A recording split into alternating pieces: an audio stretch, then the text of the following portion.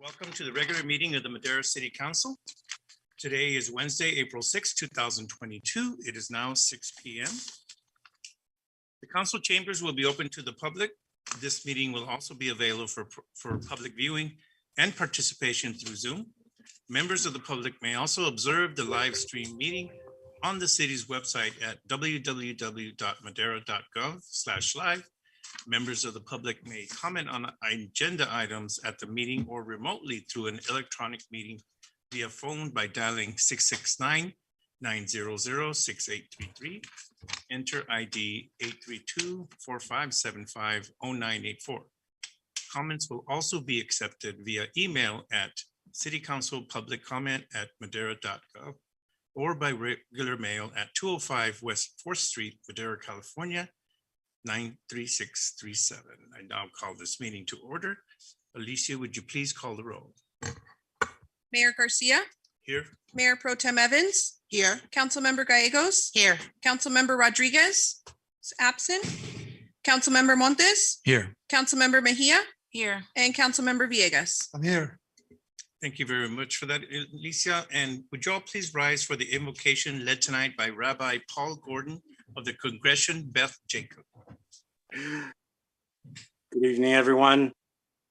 This season of the special month has so many different religious holidays from many different faiths, ranging from Ramadan to Easter and Passover and many more. And in that spirit, I'm offering a thought regarding to the Feast of Freedom, which is known as Pesach, Passover. It's a time to celebrate not just the story of people gaining their freedom, but also more importantly, that even in the face of impossible odds, even in the face of challenges of life, it's possible to change what everybody else is telling you cannot.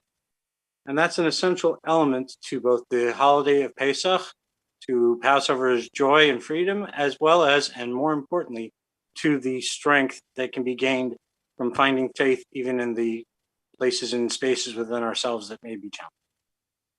God, please watch over these individuals as they guide you, as they guide our community in the challenges that are facing them this day, in the blessings that they will be able to share with others, and give them the insight and wisdom born of faith that they will guide to the best possible decisions that are in the interests of the entire city of Madeira. And in your name we pray, amen.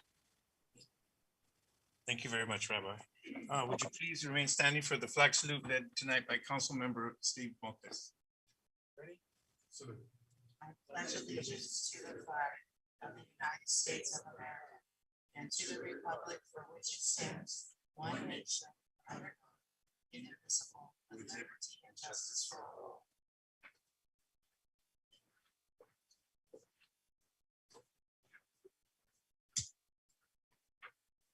Thank you very much for that. We will now move on to the approval of the agenda.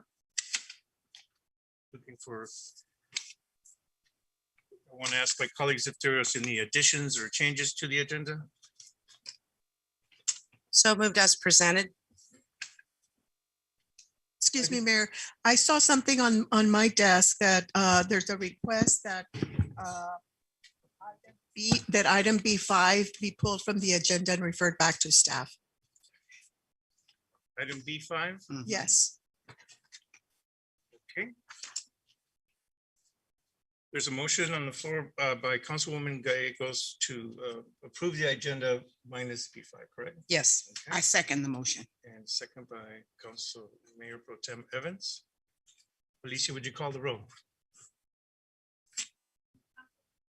Councilmember Gallegos. Yes. Councilmember Rodriguez, For the record, yes, Jose Rodriguez is here.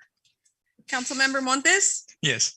Mayor Pro Tem Evans, Yes. Councilmember Mejia, Yes, but I abstained from B1 as I was not present during those meetings. and Councilmember Villegas. Yes. And Mayor Garcia. Yes, Motion passes unanimously. thank you. We will now move on to public comment. The first 15 minutes of the meeting are reserved for members of the public to address the council on items which are within the subject matter jurisdiction of the council. Speakers shall be limited to 3 minutes. Speakers will be asked but are not required to identify themselves and state the subject of their comments. If the subject is an item on the agenda, the mayor has the option of asking the speakers to hold the comment until that item is called. Comments on items listed as a public hearing on the agenda should be held until that hearing is present or opened. The council is prohibited by law from taking any action on matters discussed that are not on the agenda, and no adverse conclusion should be drawn if the council does not respond to public comment at this time. Good evening, welcome. Thank you. evening, board members. We are here because of the new regulation that says that there shouldn't be yard signs in your yard, or whatever the regulation says. She put one, For the garage sale. oh yeah, for the garage sale side, sorry, well, yard sales. So she put one in my yard, and she was asked to take it down. And so we're wondering why and when that came about. And we kind of feel like it's unfair for people who have yard sales not to be able to put a yard sale sign at the nearest intersection with a little bit of traffic. So we're just curious. Did you want to say something also?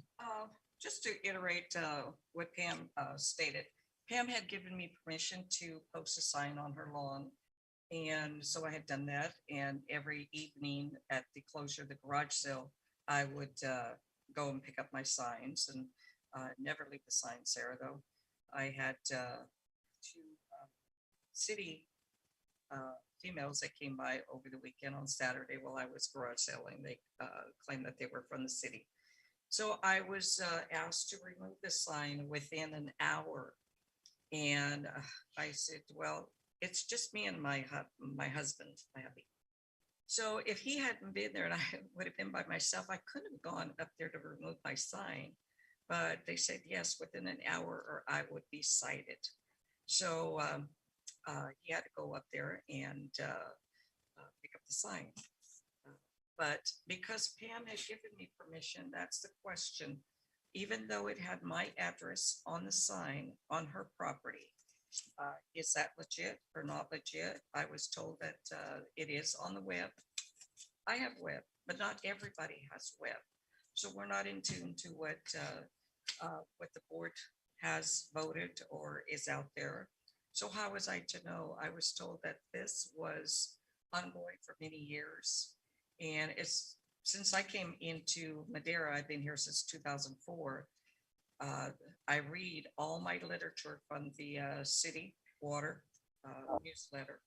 I've never seen anything about the specifics on the on that letter. I have actually called code enforcement in the past of some issues that I've had, and also to confirm some questions that I had about the garage sales, but I had never been told anything about this. So I don't mind following the rules and regulation of the city, but maybe if it's out there in writing and give us advance notice would be great. So we, the residents, can know this. And I do understand that there is a lot of signs that are being left behind for that. I am in disagreement as well, because it makes the city look pretty bad. But I'm very good at that. And I understand that the reason that they are doing it is because they were being put on stop signs and other city signs. Hers was not. Hers was a free city and stamp sign. So that didn't make sense to me. I'd just like for it to know why it's happening, and will they do that next time too? So thank you very much for your comments. We cannot address the issue of the signs during this meeting. We have to address items that are on the agenda, but we have both our city clerk that you can leave your name and phone numbers, or you can see the chief in the back and leave a phone number with him, and he'll surely contact you really soon and make sure that he'll provide you with the regulations regarding whether or not you can have a lawn sign, et cetera, et cetera. So if you see the chief in the back, he'll be happy to help you. He's a great guy. Chief Lawson is a great guy. Thank you very much. Do we have any more public comment? As he said, do we have any comment, either email, written form, or? We do not, Mayor. Nothing for you, Mark? No one on Zoom. Thank you very much, sir. Presentations. We go on to presentations. I'm closing public comment and moving on to presentation. Item number 1, Department of Public Health update on COVID-19. Hello, Sarah. Welcome. Hello, can you hear me okay? Absolutely, yes. Great, thanks for inviting me. We are doing really well in Madera County with regards to case rate. It's just 2.9 per 100,000 and our positivity rate at 2.1%. That's great news. Our vaccination rate slowly climbs and continues to climb. In terms of updates, second boosters have recently been approved for anyone who is age 50 and up, for 18 to 49 who received Johnson & Johnson as both primary series and for the first booster, and age 12 and up who are moderately or severely immune compromised. And second boosters are currently available for walk-in clinics and can be scheduled at my turn starting today. So would encourage people to consider second boosters and can learn more about that at our website at maderacounty.com. I was wanting also to highlight that we have a sweepstakes that's going on in Madera County. It's funded by Kaiser Permanente, and it's basically a thank you to everyone who did receive a vaccination, as well as an encouragement to families who might still be considering vaccination. From April 1st through July 1st, we are picking winners every Friday. There's multiple winners, and individuals are entered into who are already a part of the registry for vaccinations. It's a computer random sample, a random drawing. So there's Department of Public Health staff are not involved with the process of actually drawing those. It's done by a computer. And in those drawings are included Disneyland vacation, family Disneyland vacation, Six Flags annual passes, family membership for the Monterey Bay Aquarium, Island Water Park passes, annual pass to the California State Park System, $500 movie cards for Madeira movies, Blackbeards, Chaffee Zoo. So it's really to celebrate as we head into our summer time to provide these opportunities to families. I also wanted to highlight our National Public Health Week. And if possible to share my screen, I'd like to play a short video if possible. Sure. Let me just cue that up. 1 second.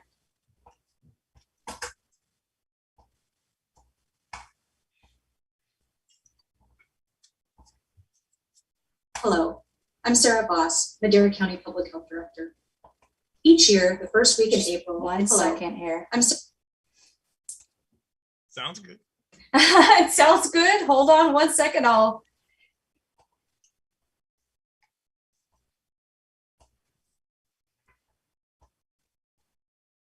There you go. We can see that. Hello, I'm Sarah Boss, Madera County Public Health Director. Each year, the first week in April is known as National Public Health Week. Since 1995, 1 week each year is dedicated to educating the public and policymakers about the issues important to improving the public health. The celebration of National Public Health Week is a time to recognize the contributions of public health partners and highlight issues that are important to improving our nation's health and support for the work that has increased over the years. This year's theme is Public Health is Where You Are, and it celebrates what we all know to be true. The places where we are, physically, mentally, and societally, affect our health and our lives.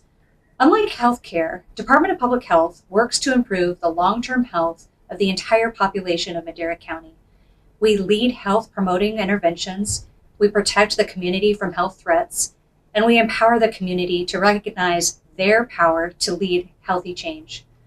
The department is committed to equity and recognizes the significant differences in health status among people of color, and those living in rural areas. We understand health status can differ by zip code due to the differences in a built environment, environmental quality, community context, traumatic experiences, and access to healthy food, education, and healthcare. These social determinants of health often lead to issues such as obesity, heart disease, cancer, poor mental health, and substance use. This week, we are celebrating the diverse and talented staff of the Madera County Department of Public Health who are dedicated to this difficult and meaningful work. Our diverse public health workforce reflects the diversity of Madera County. We are prepared to address the health challenges and disparities of our present and future. But we need your help to get there because public health is where you are. If we focus on inclusion and equity to ensure decisions are made with everyone's health in mind, we will build healthier communities and, eventually, the healthiest nation.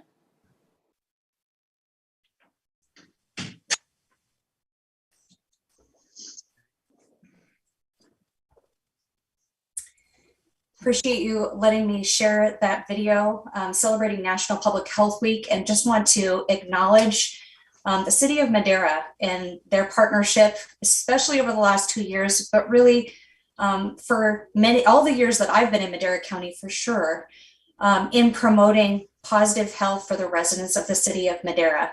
And I know that we will continue to work together to make incremental change to address health disparities in our city.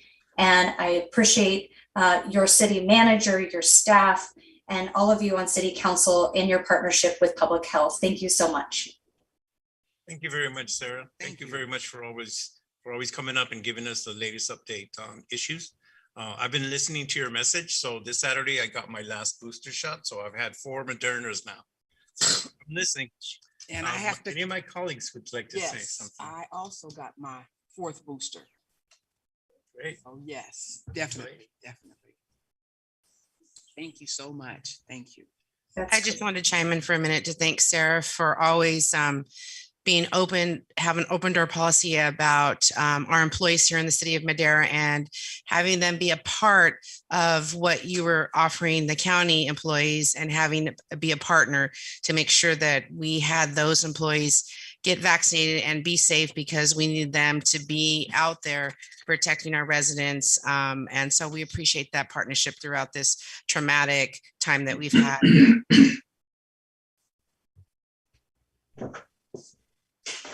Okay, well, thank you, Sarah. All right. Thank you. Thanks for having me. Bye-bye. Thank you. Thank you.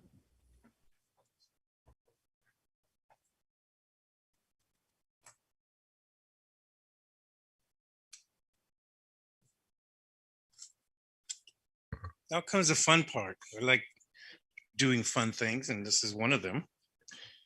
Could the Pisk family come up?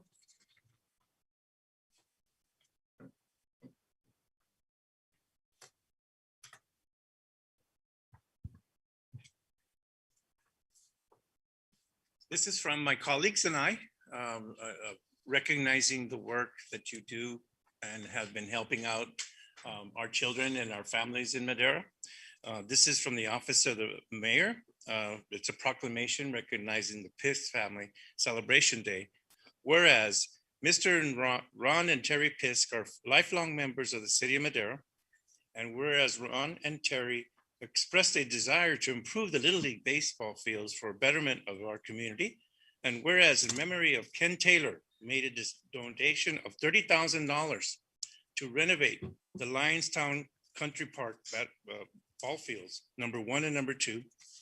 And whereas this donation allowed the city to further rehabilitate a portion of the Lionstown and Country Park, and whereas the ball fields have been renovated and are available to use by the public, making Lions Town and Country Park a destination for baseball. Now, therefore, be it resolved that I, Santos Garcia, Mayor of the City of Madeira, and on behalf of the entire City Council, do hereby proclaim the 6th day of April as Pisk Family Celebration Day, signed the 6th day of April 2022, Santos Garcia, Mayor. Congratulations.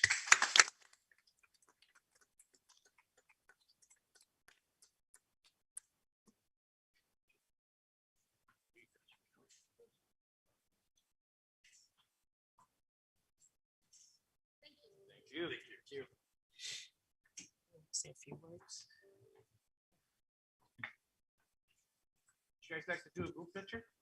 Yes. Yes, please. Come on up. We're gonna do a group picture. It's a big day.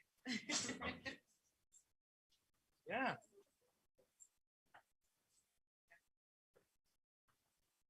Tell us what to do.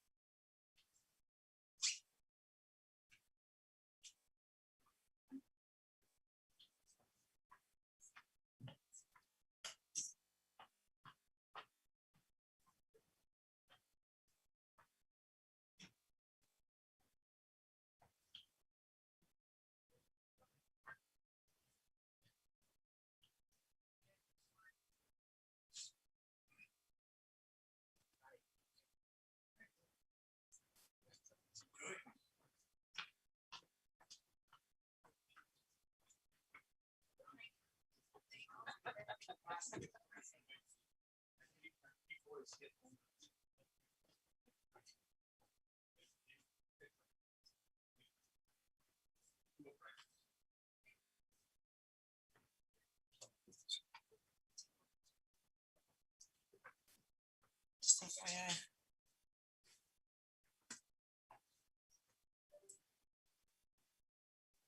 Maddie, you want to bring your crew?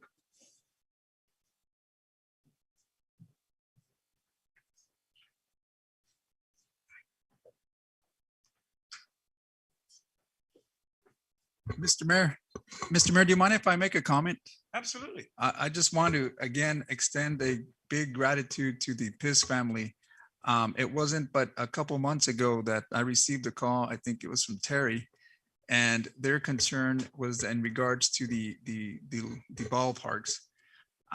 So I took it upon myself to have staff, Arnoldo, Parks Director Joe, Council Member Gallegos, Council Member Mejia, and Hector Sanchez from the Parks to meet with the PIS family alongside the American League and the National League folks.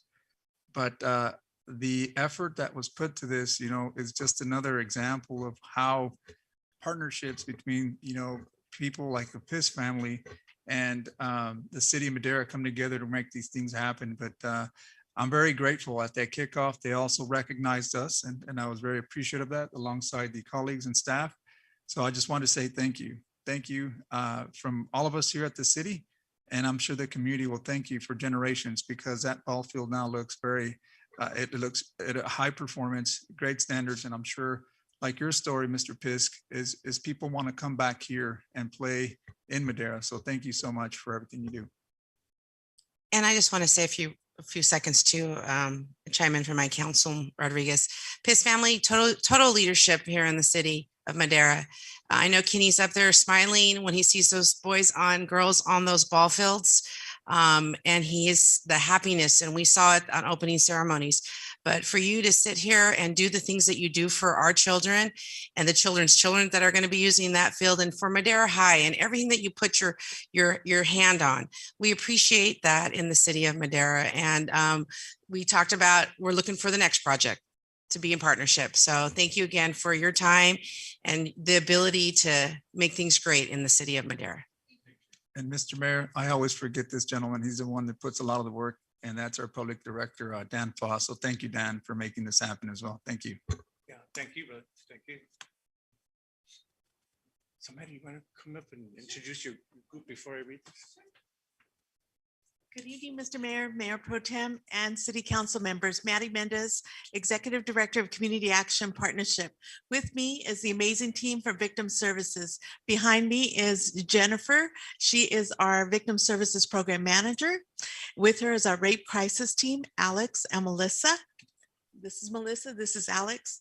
They are the ones that respond as advocates, support our sexual assault victims, and court accompaniment to meetings with law enforcement. They support them in many different areas, and we really appreciate the recognition and the proclamation. And we have a few more comments after it's presented, if you don't mind, Mr. Mayor. So you do it Okay. now if you want. Oh, no, we wanted you to read Okay, first. okay, yes, I will do exactly as you say. This is from the Office of the Mayor, again, in representation of the Madera City Council. This proclamation is for Sexual Assault Awareness Month. April is Sexual Assault Awareness Month, a time to draw attention to the prevalence of sexual assault and educate individuals and communities about how to prevent it. Whereas sexual assault, abuse, and assault are widespread problems, we know in the United States alone, nearly 1 in 4 girls and 1 in 6 boys is sexually abused before the age of 18. And whereas sexual abuse happens in all communities, and that includes online space. Whereas no one person, organization, agency, or community can eliminate sexual assault on their own, but we can work together to educate our entire population about what can be done to prevent sexual assault, support victims and survivors. Now therefore be it proclaimed that I, Santos Garcia, Mayor of the City of Madera, and on behalf of this entire City Council, does hereby proclaim April 22nd, April 2022 as Sexual Assault Awareness Month, signed the 6th day of April, Santos Garcia, Mayor.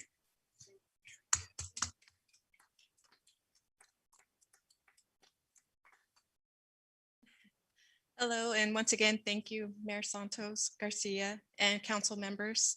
I just have 2 events I'd like to share with you as Victim Services promotes Sexual Assault Awareness Month.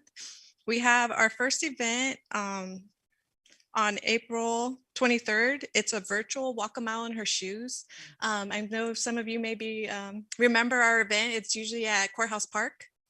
We have women and children and men walking around with signs and in women's shoes to draw awareness. So unfortunately, due to COVID, we will be doing virtual this year, but we'll be happy to go back to in-person next year. You can register online at maderacap.com/victim services. And we'll also be participating in Denim Day. Denim Day is recognized all over the world since 1999. It was a collective action to protest the Italian High Court's decision to overturn a rape conviction due to the victim's jeans being too tight. They decided that because she took off her jeans, that the act was consensual, and they overturned his rape conviction and released him from prison. The High Court failed to recognize that she was an 18-year-old first-time driver. So the stress and fear of just being a first-time driver, and he was a 45-year-old driver instructor. So he was teaching her to drive and basically pulled her away from a safe area, had her go to an isolated area where she cannot seek help. So in protest, the women of parliament wore jeans to the High Court. So now, and hopefully everyone would join us on April 27th in wearing jeans to work in solidarity with victims everywhere. Thank you. And Maddie. Again, we appreciate your support for sexual awareness. And before you should be a form that looks like this. Right. In addition to sexual awareness, we have our CAC. It's a Madera County Child Advocacy Center. And this center is there for when children disclose that they've been victims of sexual assault. So we collaborate with law enforcement. Many of them work for the city of Madera, so that's why I wanted to bring it to your attention. And you will see on this form how many are from Madera PD on the graph. In 2021, we had 140 forensic interviews. These interviews take place and are scheduled primarily by law enforcement working with our agencies, Department of Social Service, the district attorney, and other agencies. And we scheduled the interview for the child. The interview takes place at CAPMC. It's recorded, and that recording is provided to the DA's office and law enforcement for the investigation and prosecution purposes. The advocates behind me are there to support the family from that point on. That's their first point of contact usually for these victims. And you can see in our county, we have very many females that are become victims. So your proclamation not only brings awareness, but a need to remind everybody that we need funding for prevention. We need to continue to educate our community on sexual awareness. And I look forward to your support and working with you. I want to thank Madera PD and their support of the CAC. And thank you, Mr. Mayor, and everyone for allowing this proclamation to come forward and be presented to us. Thank you.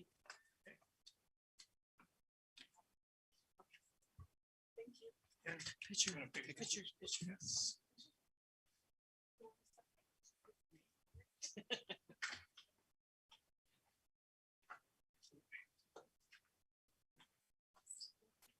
Need to open this up. Get rid of that table.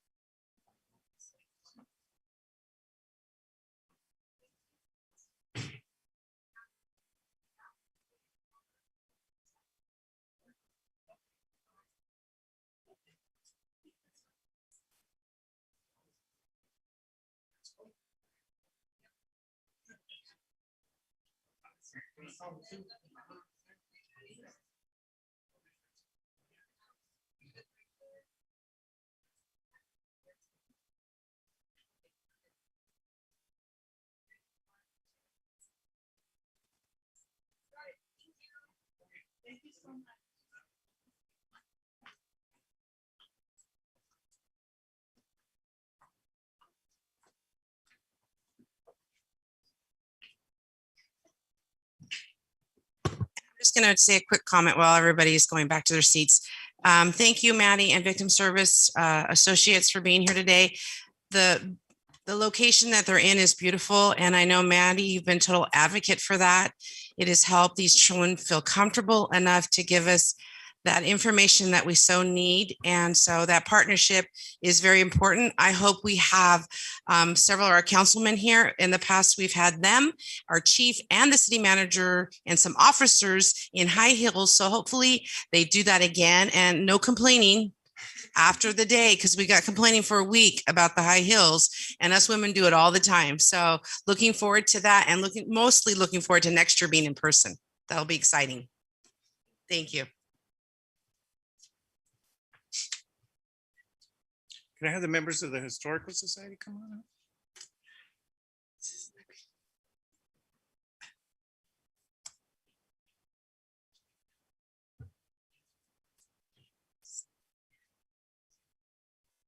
Did you want to come up also? Did you want to? Should be giving it to you. Yeah. Welcome. Welcome. Welcome. Again, in representation of the City Council of the City of Madeira, this certificate of recognition presented to Madeira, the Madeira Historical Society. On behalf of the Madera City Council, in recognition of your contribution and dedication to the restoration and beautification of the city's antique fire engines, presented this 6th day of April, 2022, I, Santos Garcia, Mayor of the City of Madeira, in representation of the Madera City Council. Thank you for all the work you do for Madeira's history. Thank you. All right.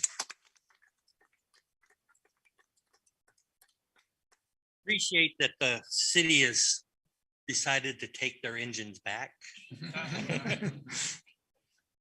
One of the girls is going to be 100 years old in a couple of years. So Wow. it's a history in itself. But we were happy that it's found its way home, both of them, and that the city will take care of them and use them in the parades and whatnot. Thank you. Thank you. Yeah, we want a picture, Come on Steve. And while we're doing that, I just want to make a comment. That easily. I know you're going to sneak away. I just want to thank the Historical Society. We ribbon cut Station 58 last week. And I have to tell you, those fire engines were the talk of the town. They were so excited to see that they were back and restored, and they're at Station 58. They look beautiful. And I did tell everybody at the ribbon cutting that I promised you my first grandchild to get the fire engine. So that'll be happening soon. Thank you so much for all your time. And Chief Garcia, wanted to thank Steve especially, was the swaying guy that we had to twist his arm and convince him. So thank you again for that.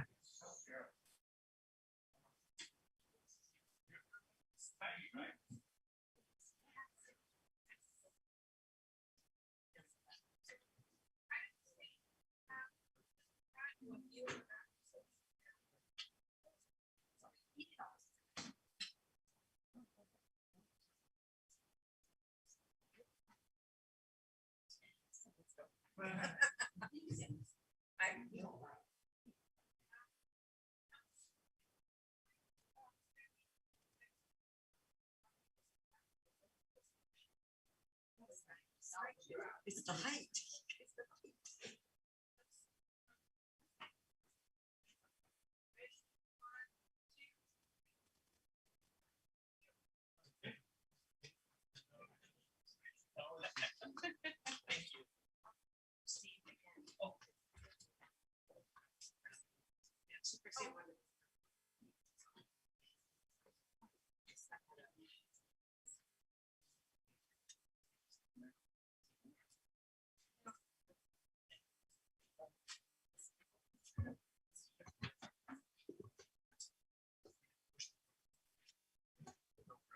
Before you all leave, I just wanted to say thank you again. I know that there was 3 groups that came before the council in recognition, and I just want to say it's been a pleasure to see more and more of you be recognized in these last couple of months. So everything that you've done, thank you so much. That makes our community that much better. So thank you. It's great to see that we can recognize a lot of folks that have done a lot of hard work. I think the last council meeting, we had some strong women out here as well that were recognized, but certainly from behalf, for me and behalf of the council, we really thank you for that. Thank you. Yes. Thank you. All righty. Okay, so we will now move on to, there are no introductions, there are no workshops. We will now move on to the consent calendar minus item B5. Any additions or corrections besides the first one to the consent calendar from my colleagues? Seeing none, I'm going to ask for a motion from my colleagues. Mayor, move to approve consent calendar minus item B5. Second. Motion to approve the consent calendar minus B5 by Council Member Montes, second by Council Member Gallegos. Alicia, would you call the roll? Please. Councilmember Gallegos? Yes. Councilmember Rodriguez? Yes. Councilmember Montes? Yes. Mayor Pro Tem Evans? Yes. Councilmember Mejia? Yes, and I Councilmember- abstained from B1 because I was not present. Thank you. And Mayor Garcia? Yes. Thank you very much for that. We will now move on to item C, public hearings. Item C1, Torres Way General Plan Amendment, GPA 2021-01 and related negative declaration, ENV 2021-64. I believe, Mr. Condit, you have this item? Yes, Mr. Mayor, and I would like to say it's welcome back. I'm pleased to be once again here present at the City Council hearings. This meeting will be presented by one of my staff members, Robert Smith. Robert Smith, I don't believe you had the pleasures of meeting before. He is a contract senior planner for the city, and he has come on board roughly in the month of December and has been working very diligently ever since. So I'm going to turn it over to Robert to provide this presentation to you folks. With that, Robert, would you mind? Welcome aboard, Robert. Thank you, Mr. Mayor. Good evening, Mayor. Good evening, councillors. As Gary said, Senior Planner Robert Smith. The presentation this evening is for the Torres Way General Plan Amendment for a 1.1 acre parcel on the west side of Torres Way. One entitlement is requested as part of the project to amend the general plan from low density residential to high density residential. The change in the general plan is proposed to support housing delivery And this amendment would make the existing high-density residential zoning designation consistent with the general plan. In evaluating the general plan amendment, staff has considered how the project would meet the housing element requirements to encourage more housing delivery. And an environmental review was conducted as part of the California Environmental Quality Act, which included an initial study that concluded no significant impacts would be created and resulted in a negative declaration being prepared. No physical development is proposed as part of the project, and the existing buildings will remain, including access points off Torres Way. The recommendation is for the City Council to adopt a resolution adopting the initial study negative declaration and approve a general plan amendment from the land use designation low density residential to high density residential. And with that, staff are available for questions should you have them. Thank you. Alicia, do we have any public comment at this time? Let me verify, Mayor. One moment.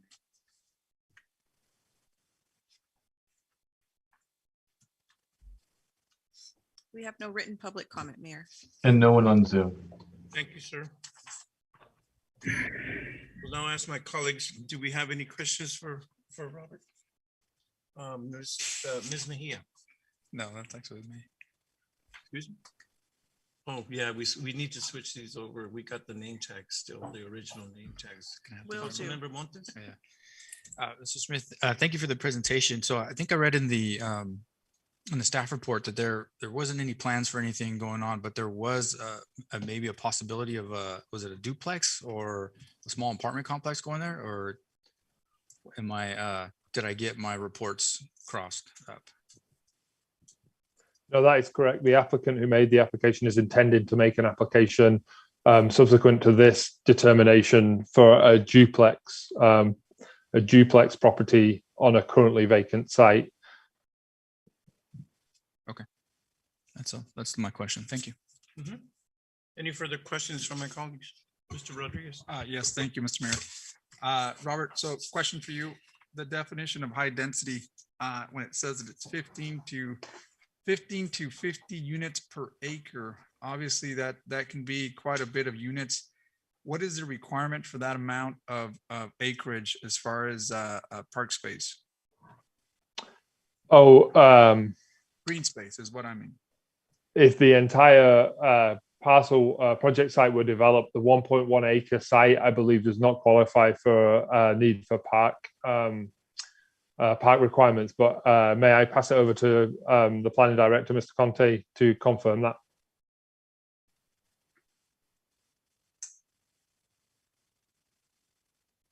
Gary, did you hear the question? He's on mute. You're on mute, Gary. All right.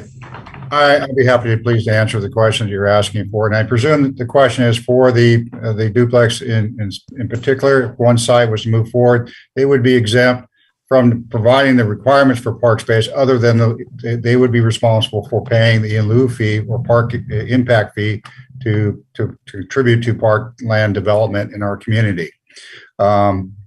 Is that the crux of your question, is whether they're going to have to be responsible for contributing to parkland or providing parkland within our community?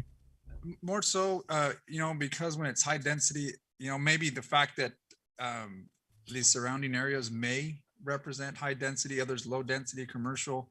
So I'm not sure if within that same sphere of area, if any park is designated for that. No, there's not. We don't technically designate future parklands on our general plan today. But if it were to be like an apartment complex, a condo type of development, let's say on a particular parcel or a series of parcels within that area, there is an expectation that each unit provide a minimum of 500 square feet of open space for the development in its own right. And so there would be a need for the parkland to be part of, don't call it active parkland, but recreational opportunities within its own development to meet the needs of the residents of, let's say, an apartment or a condo development on site. So there's a need that's going to be met on site, and also contributing to, again, with the parkland fees or improvements to our existing parks to recognize the additional impacts resulting from that development.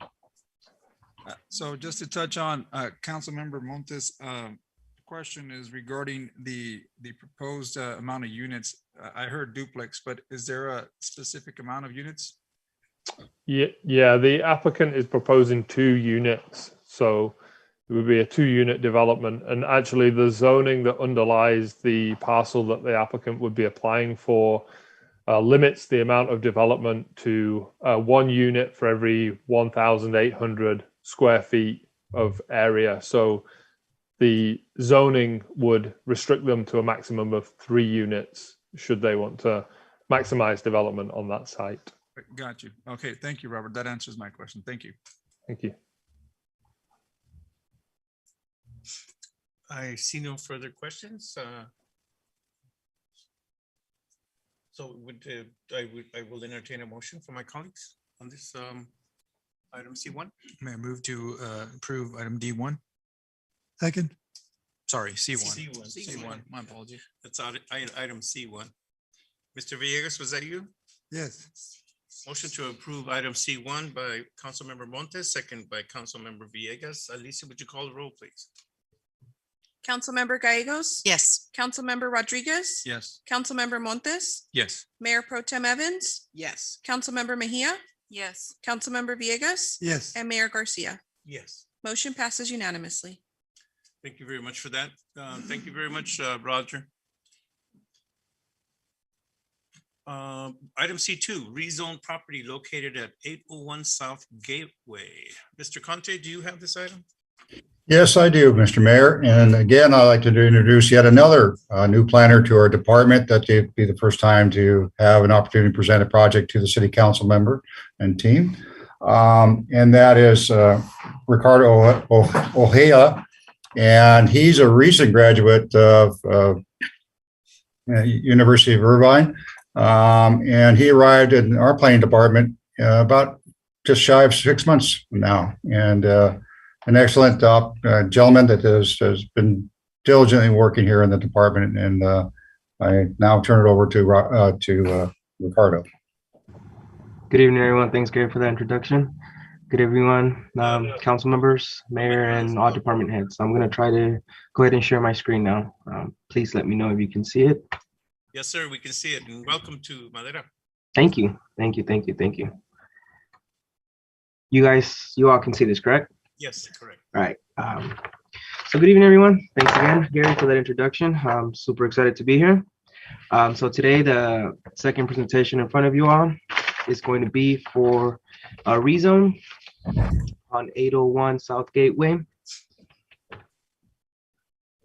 The project proposal for today is a rezone for approximately 0.27 acres at 801 South Gateway Drive to conform with the general plans, with the site's general plan land use designation. This rezone would change the site. Excuse me, Ricardo, if I may Yes. interrupt, I apologize. Would you mind swapping your screens? We can see your note screen versus the entire screen, if that's okay. Apologies. Let me try that again.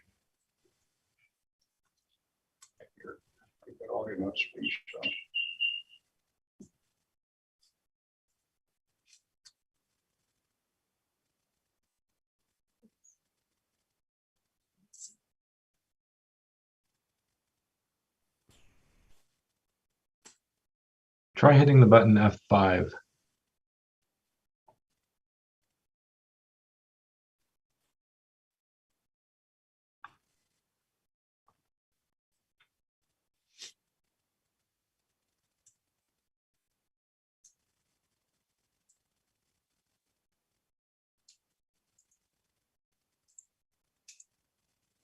Mark, do you have any suggestions, Mark?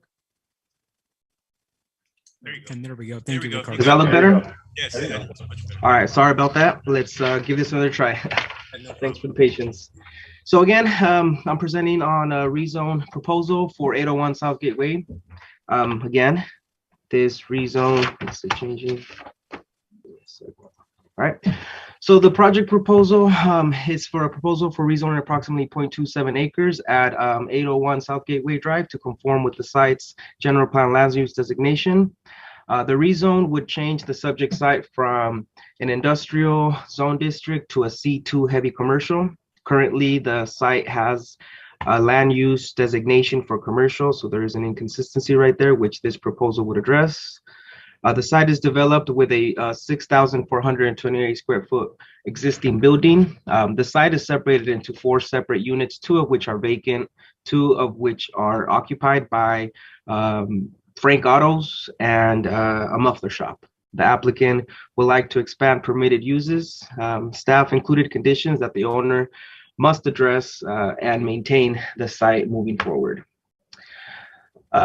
Per California regulations, Government Code 65680, also a requirement that asks cities and counties to have their general plan map, land use map consistent with their zoning ordinance. So this is exactly what this proposal is addressing. Here, the zone change, again, as mentioned earlier, would go from an industrial to a C2 heavy commercial. This right here is the current zone for, apologies, the picture isn't showing. So here you see the change from industrial to C2, the yellow line outlining that rectangle right there. It demonstrates the change from industrial to C2. This is an aerial view of the site as it stands. It's on the east, in the east corner of the intersection of West 12th Street and Gateway Drive. This proposal was also presented in front of the Planning Commission hearing on March 8th. It should be noted that at the time of review for this rezone, variance, conditional use permit, and site plan review were also considered and contingently approved at the March 8th hearing. It should be noted, though, that the variance, conditional use permit, and site plan review approval are subject to affirmative action by City Council, just meaning that council, should council deny this proposal for a rezone, every other entitlement attached to this proposal should become null and void if the council decides to council the rezone. Staff conducted an initial environmental assessment and has determined that this project proposal qualifies for a category exemption under CEQA, California Environmental Quality Act. Under section 15301, existing facilities, as mentioned earlier, there is an existing building on there. It's more about just expanding the uses and rezoning. Now, the recommendation for council tonight is to waive the full reading and introduce an ordinance rezoning the subject site from an industrial zone to a C2 heavy commercial. We also recommend that the council adopt the proposal's environmental determination under CEQA, section 13301, existing facilities. This is the first reading of 2 required readings for a rezone.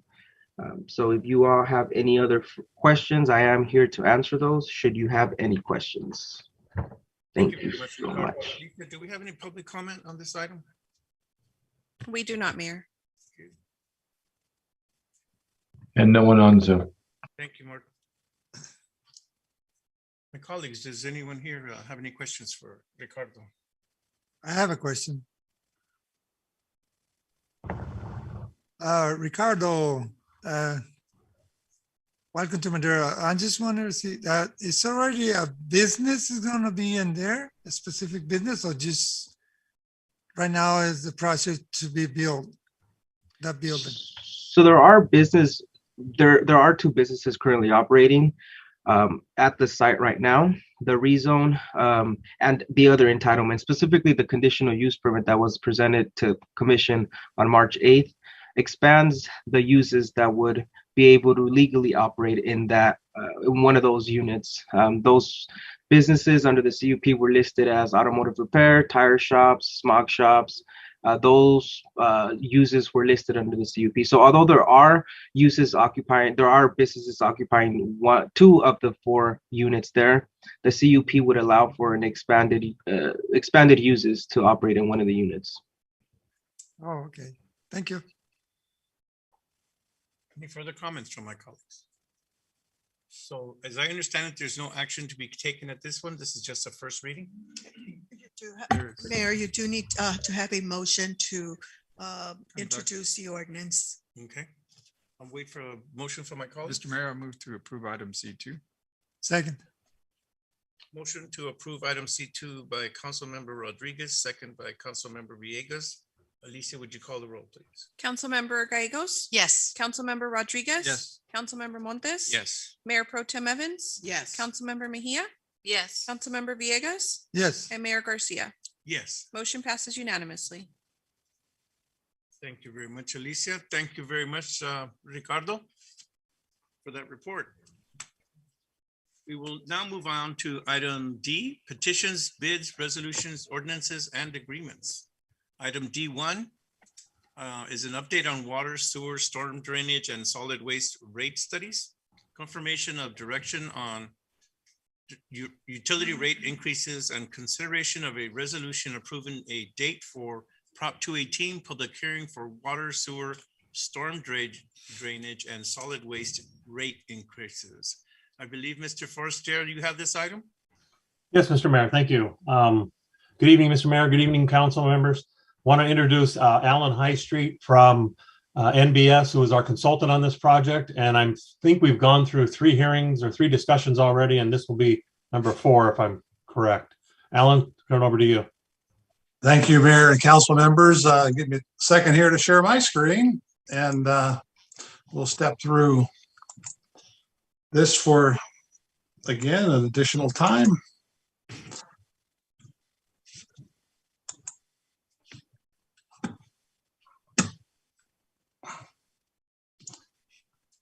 Okay, did that share the right screen? No.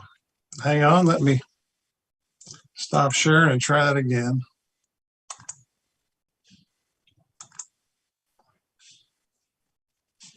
Okay, share that.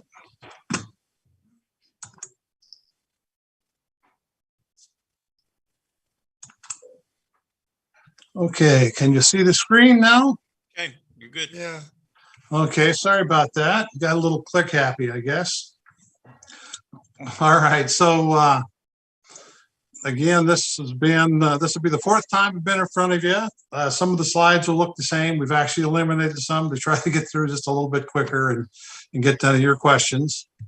But the way we're going to do the presentation is we'll just do again where we are in the process.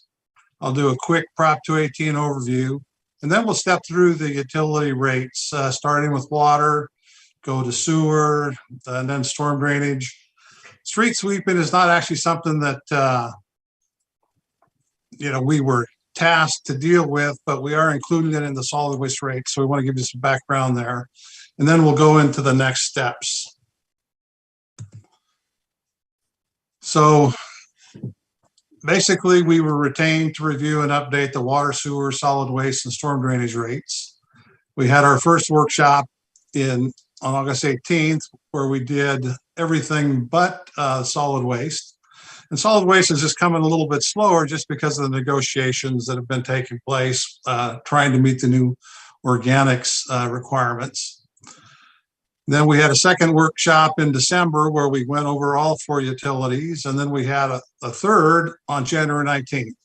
So tonight, in terms of the process, we'll ask the council to approve the start of the Prop 218 process. And that process means we need your okay to send out the notices and then have another public hearing after the 45 days, or no sooner than 45 days after we sent those notices.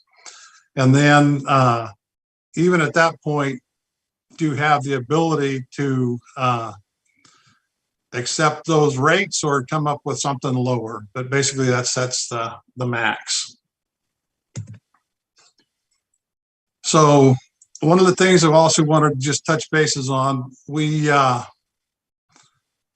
basically, we're very fortunate to have gotten $22 million from the American Rescue Plan funds. And we allocated 16 million of that to sewer projects and 6 million to water.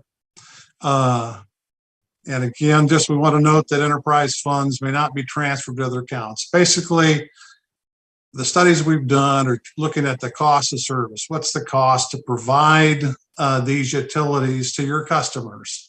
And so that's what the costs have to be related to, and that's how we have developed these rates.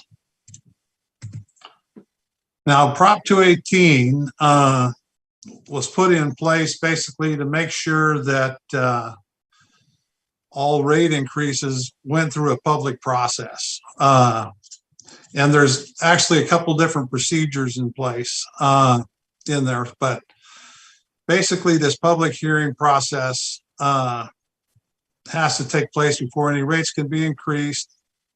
During this process, we can increase the rates for up to 5 years or set the rates, although the council each year can review those rates and decide whether or not to accept those. And then just want to remind you again, the Prop 218 process sets the ceiling for the proposed rates. The council may always adopt lower rates, but just be cognizant of the financial implication of doing that. And that's one of your jobs. So what we're looking for, the council needs to approve the start of the Prop 218 process. So that typically involves approval of the rate studies and then the mailing of the notices. So I'm going to jump first into the water rates. And when we look at the use of funds there, basically what we're trying to do is we're trying to recover the cost to operate and maintain the infrastructure we have in place. And that's the infrastructure to serve your existing customers. And if there's any related debt service, we need to recover that as well. And but again, costs must be limited to the costs incurred to provide the particular service. So when we look at the water fund, we project 10.2 million in revenue per year. Now we do have over 40 million in capital projects in the next 5 years. We've assumed inflation at 3%. Now that's something that obviously in the short term has been higher than that, but over the 5-year process, we assumed it at 5. Although for water, salaries, and power, we actually assumed that to increase at 5%. So we bumped that up a little bit. And ultimately, rates are proposed to increase at 1% a year for the next 3 years and then remain flat over years 4 and 5. So let's look graphically how that would be. So in this chart again, on the across the bottom are the fiscal years, and on the y-axis, the right is actual expenditures, and the part of the bars, the blue represents O&M, the red represents debt service, the green represents capital projects that are going to be funded out of your user charges. And then the lines are, the solid black line is what your revenue would be under existing rates. The dotted red line is what it would be with the adjusted rates.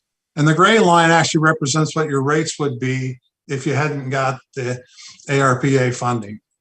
So you can see that there's a lot of capital projected in 2023.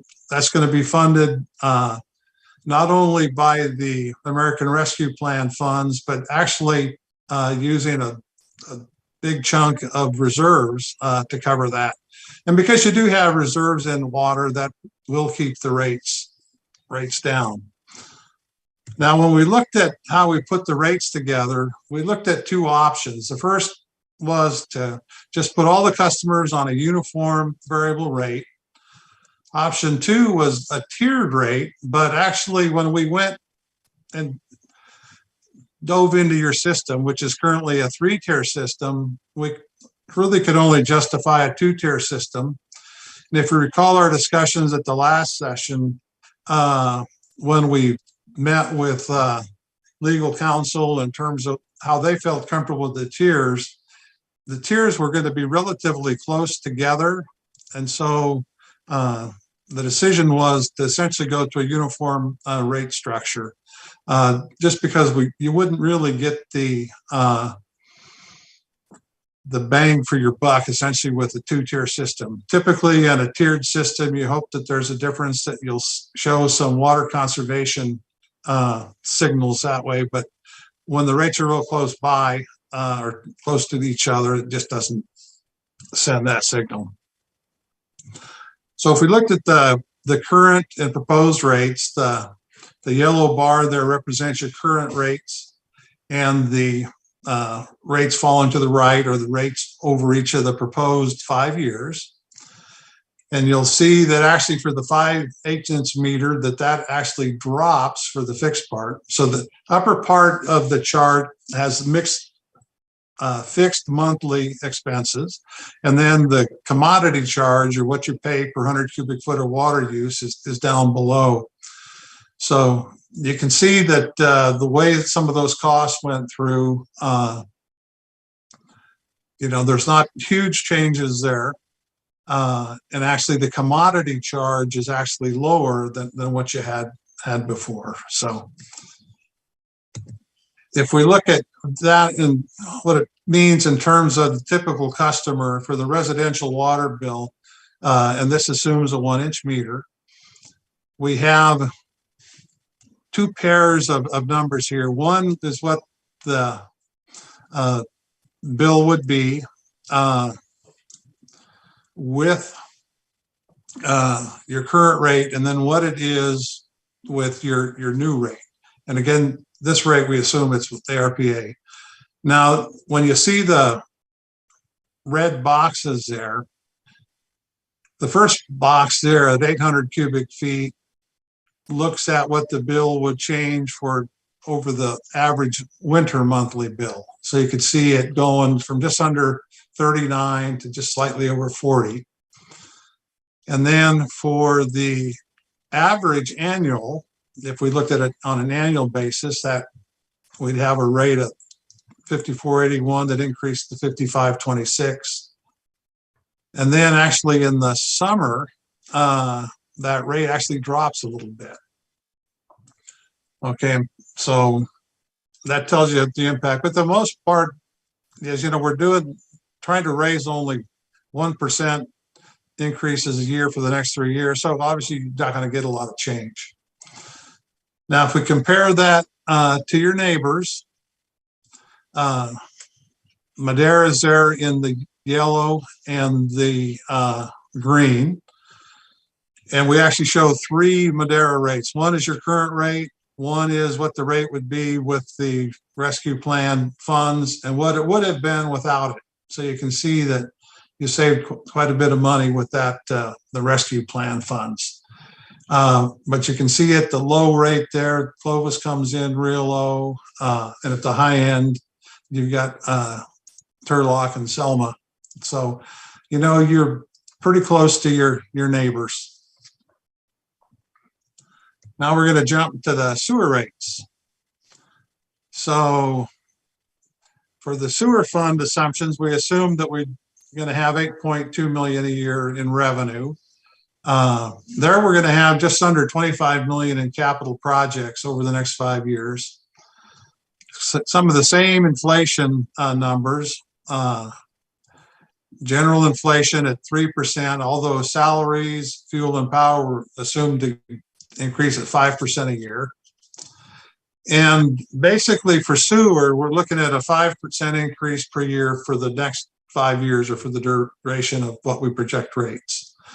We'll note that there's the city has heard that they've received $3.5 million from the omnibus bill, and that's not been incorporated into the study because, quite frankly, we haven't got our hands on it or verified how to get our hands on it.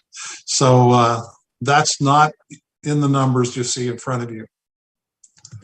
Now, if we look at this chart, again, roughly the same chart that has the fiscal years across the bottom and the funding obligations, the dollar on the y-axis. Again, the blue part of the bar is going to be your O&M expenses, your operating expenses. The yellow is going to be debt service. The green is going to be cash funded capital expenses. So you can see that our revenue requirements are relatively low the first 3 years. And then are expected with those additional capital projects to be higher in the last fourth and fifth year. But you can see that we project the revenue to increase with that red dot going up, and you can see there where the rates impacts would have had, or what we'd have had to generate if we didn't have the ARPA funds there. So again, that $16 million covered a lot of capital there. And the residential charges don't really change much in year one, but then they start increasing up. And so you can see the increases there. And then multifamily actually jumps higher than the rate for the single family. And that has to do with the expected effluent projections from each of those customer classes. And then for the non-residential, this chart, again, the current rates in the yellow, and on the left column, you see what the different commercial users are, the volumetric charge. And these charges are based on water use as well. And the top has a fixed monthly charge there, and that's gone up, going from $19 to $22.82 for commercial. And then for the volumetric rate, these vary based on the expected strengths and loadings. So those that have more or higher strength loadings are going to be paying at a higher volumetric rate than those that have very little. So you can see that kind of goes from a high to grocery store, mortuary, down to warehouses that are $1.97 per 100 cubic feet.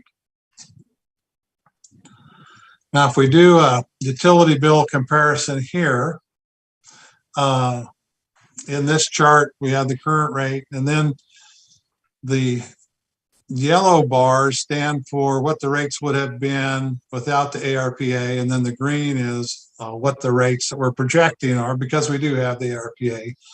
And you can see that there was quite a bit of savings, monthly savings there for the customers with that ARPA.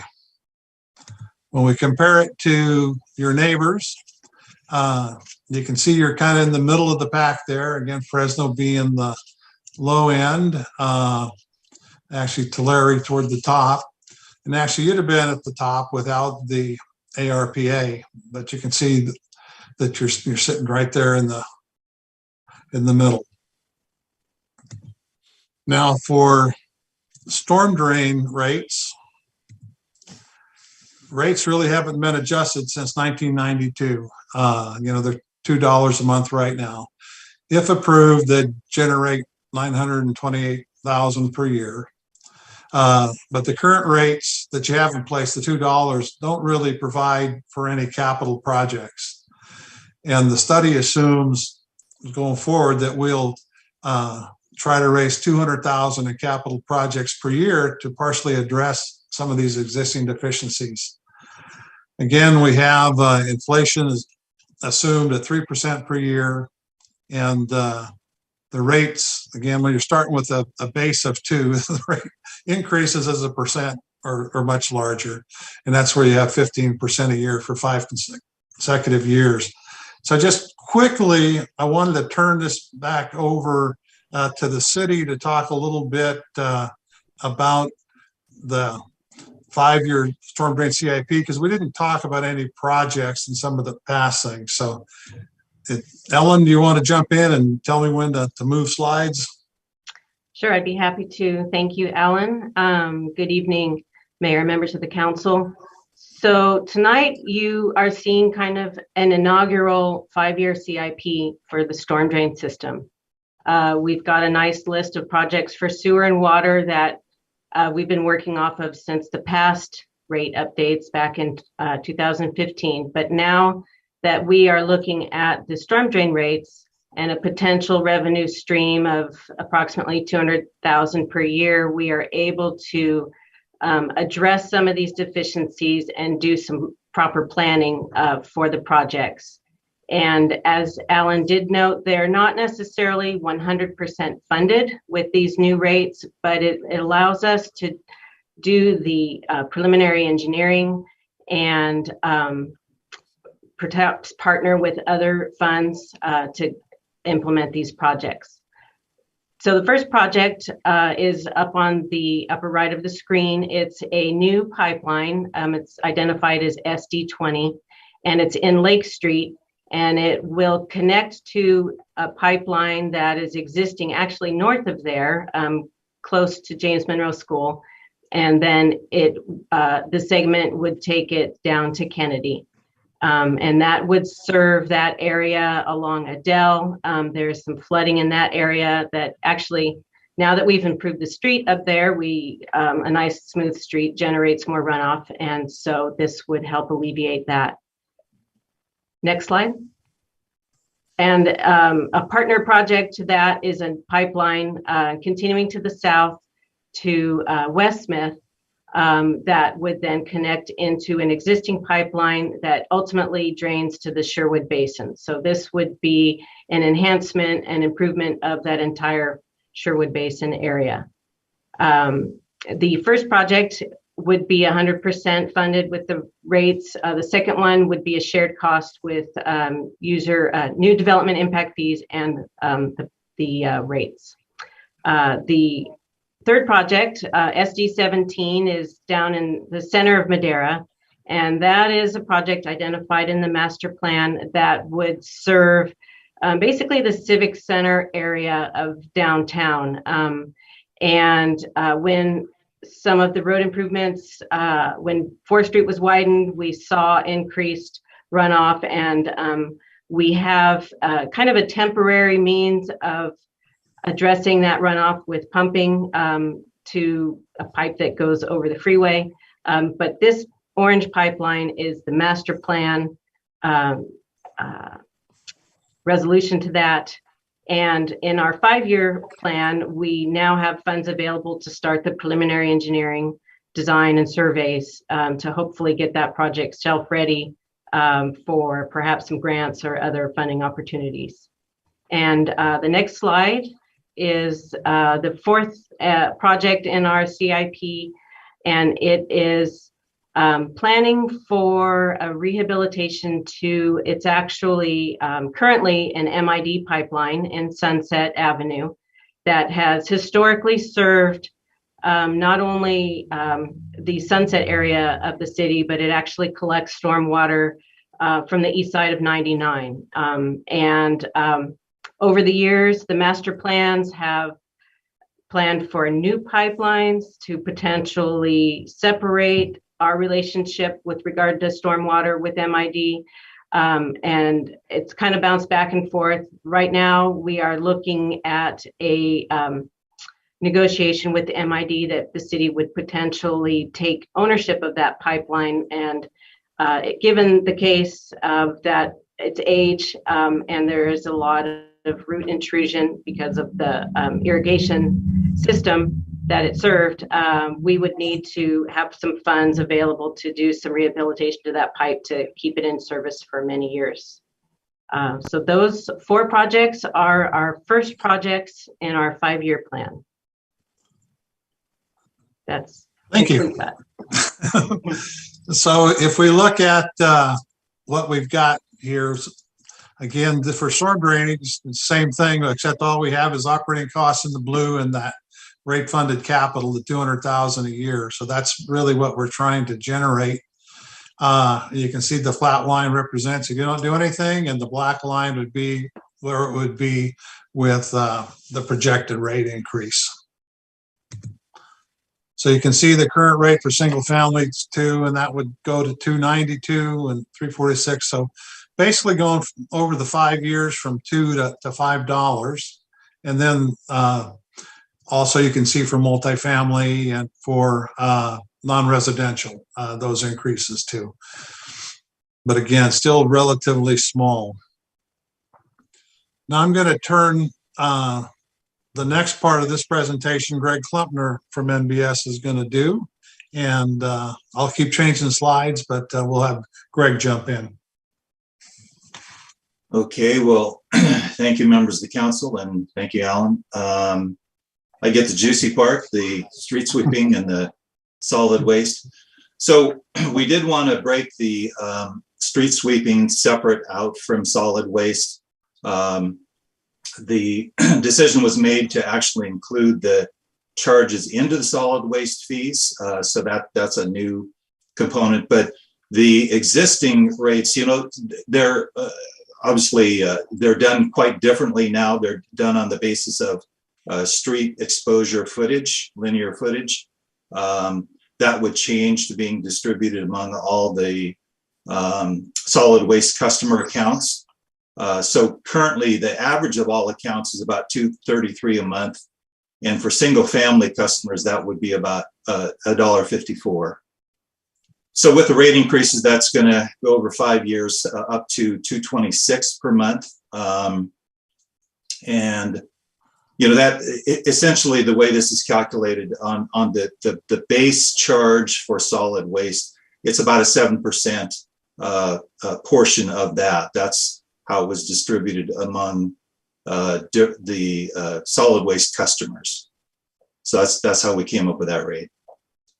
So next slide.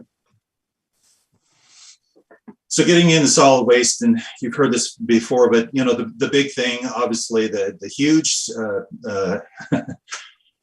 gorilla in the middle of the room is the SB 1383. That's going to cost somewhere around $2 million a year, which we're recovering through a surcharge. As has been mentioned, there's ongoing negotiations to see how much those are actually going to cost in terms of implementation. So there may be some changes in that cost, but we think the $2 million is probably the upper end. So we're including all of this in along with the street sweeping costs. There's also a city admin fee, which was to cover some container costs for residential customers, which the city started paying quite a few years ago to Mid-Valley, but has never been recovered from residential rates. So that's always been kind of a net expense that is not recovered through customer rates. So we're including that also because it's a cost of service. So we basically are rolling these different fees into the new calculated solid waste rates. This is going to be the maximum that the fees could be. It could be when the city's negotiations are done with the private hauling company Mid-Valley, the rates might be slightly lower. So I guess cross your fingers and hope that that happens. Next slide. So some of the assumptions, projected revenues are going to be around 5.8 million per year. Again, we're projecting inflation about 3%. Salaries and benefits only about 1.5%. And even with this some 30% surcharge getting implemented for SB 1383, we're looking at roughly 10% per year for the first 4 years, and the last year kind of coming down to about a 4% rate increase. And these rate increases, it's probably good to understand how that actually happens. So the first year when we do the rate study, there's the cost of service analysis, which takes the total revenue requirements to be covered from rates, recovered from rates. And those are distributed to the different types of customers. Once we've done that and fairly allocated that out, then we feel like we've trued up the costs from the second year through the fifth year. Then the annual rate increase is applied across the board to all the rates. So there typically is some difference in, let's say, a multifamily versus a single family rate, or commercial versus residential the first year. And then after that, the rates are just all increased by that same percentage. So next slide. So this is the same type of graphical figure for the financial plan. The blue is the O&M annual revenue requirements. You don't really have a lot of capital involved with the solid waste rates. The current rates or the black line, and then the red dotted rates are the revenues under the proposed rates. So because, as you'll see in the next slide, there really is a deficit in the reserve funds. This red line is below the annual revenue requirements, and then later it has to go above to make up for those deficits. So let's look at the next slide, and this shows really what's going to happen in the reserve fund. So without any of the rate increases, the light blue bars show that over the 5-year period, you're going to hit somewhere around a $7 million deficit in your reserves. But with the rates we have, and it's always nicer for financially to increase the rates more upfront, but because we're trying to keep the rates low, we're going to kind of grind through this middle period where the reserves get pretty low, but it'll stabilize and start increasing towards the end. So even in the 5th year, we're not quite back to where we would like to be in terms of recommended reserve fund targets, but it's certainly going in the right direction. So next slide. So we've gone over this in more detail, probably more detail than most people wanted to hear at the time. It does get a little confusing, but some of the bigger key assumptions is working with Mid-Valley, who's doing the actual operations. They know what the costs are. They know where they're spending their time with commercial versus residential customers. So we were able to get some criteria, some principles to follow, and roughly 2/3 of the revenue should be allocated to residential customers and 1/3 to commercial customers. And then in terms of the rates for collection is about, well, the rates are about 80% collection related and 20% disposal related. So Mid-Valley spends about 80% of the time in everything except the disposal related, including tipping fees. So that's kind of how that breaks down. And if you remember from our past discussions, these rates were implemented quite a while ago. It wasn't clear exactly how they were developed or calculated. As most cities do, it's kind of the way it's been. Nobody really asks too many questions until you do a rate study like this. You don't really know how true you are to the cost of service. So that's kind of what we did here. Is probably the first time it's had a real detailed analysis of the cost of service for the different customers. And so the results were that the basic residential single family rate is about $21.98 per month. The administrative fee, which has never been collected from residential customers and now is being added in, is $2.33. The AB 1383 surcharge, which is about 30% of the total, is the $7.69. So together there, you between the administrative fee and the surcharge, you've got about $10 that are being added on. That totals to about $32 a month for your typical single family residential customer. Commercial, just to be honest, there was a lot of costs that had to be shifted to the commercial customers. They were just spending way more cost and effort and equipment and disposal and so forth for the commercial customers that was not being recovered through the existing rates. And Mid-Valley, is very clear that some of the rates the city was charging were quite a bit less than the city was paying Mid-Valley for the same service. So the city was not recovering enough money from the commercial customers. So next slide. So solid waste rates tend to be very complicated. They've got many different types of service, depending on the number of cans you have, what type of cans, gray, blue, green. So single family has a number of individual charges. I'd say about 90% or so, some 12,800 customers are in the first category here, the 3 standard containers for single family residential. That rate goes from the current $23.22 to $32. But remember, there's a good $10 in there that are additional fees that were not included before. And then street sweeping is also included, and that was not something that was paid separately by customers. That's now also included in the 32. So these are the detailed rates. The rate study report has several more tables that outline the commercial customer rates for different size cans and number of service per week. But these are the rate schedules that will be in the Prop 218 notices that get sent out. So next slide. And just to kind of summarize the breakdown of the single family residential bill, the current rate is actually the 2322, but they were separately paying about $234 for the street sweeping. When we recalculated that, the calculation methods were just completely different. We spread that over all the solid waste customers. So the individual single family charge of $233 came down to $154. So you look at basically they were paying $23.22 before, and then you have your base charge of $20.44, the street sweeping charge, the SB 1383 charge, and the city admin fee adds up to the $32. So that's a 25% increase from what they were actually paying before to what they're paying now.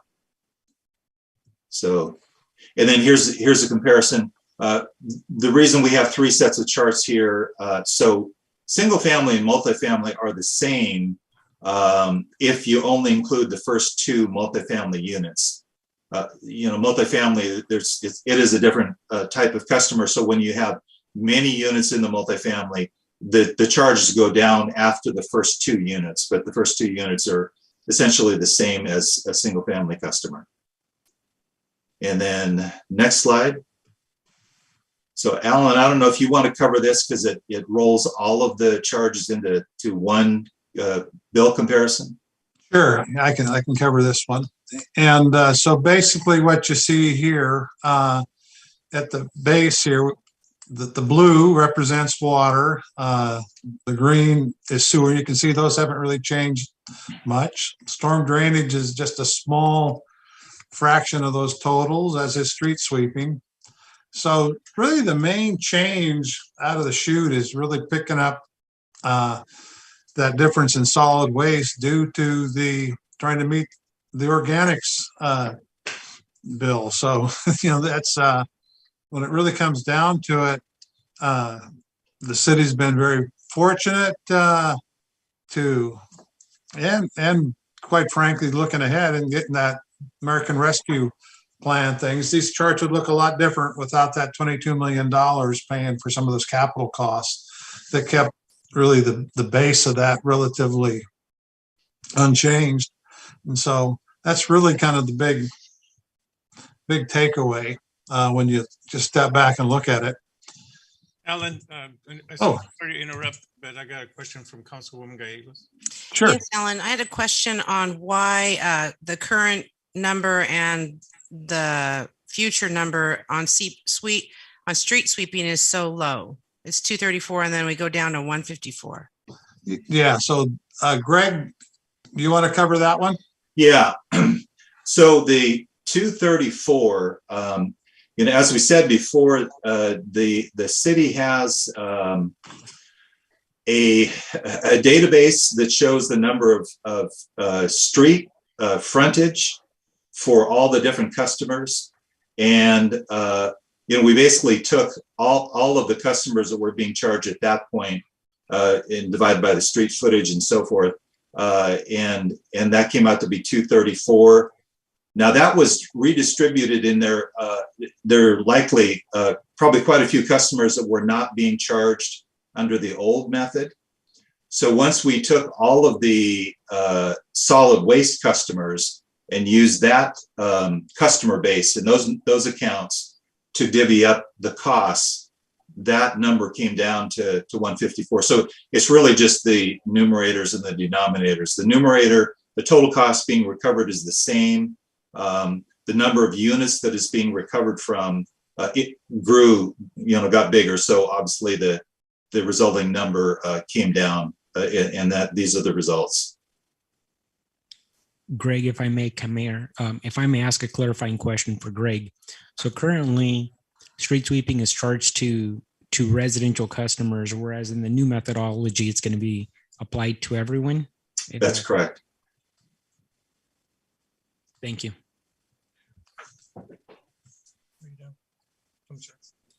Oh, yes, thank you. Okay. Okay, I'll jump into the next steps. So basically, again, looking at the Prop 218 process. Basically, this first slide looks at water, sewer, and solid waste because they're handled differently in Prop 218. And it's really a protest ballot procedure. So you send notices to all customers, and you'd hold a public hearing after.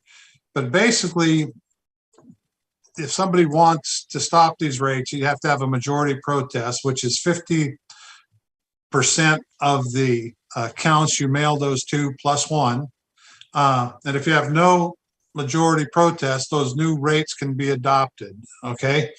As I mentioned earlier, all the Prop 218 does is sets the ceiling, though. You as a council can adopt something less than. You can't adopt anything greater than these rates, but you can decide to do something that's less. Now, when we go to storm drainage is really treated more like a property type of charge, and it needs an affirmative ballot. So you still need to notice all the customers and then held up public hearing 45 days after the mailing.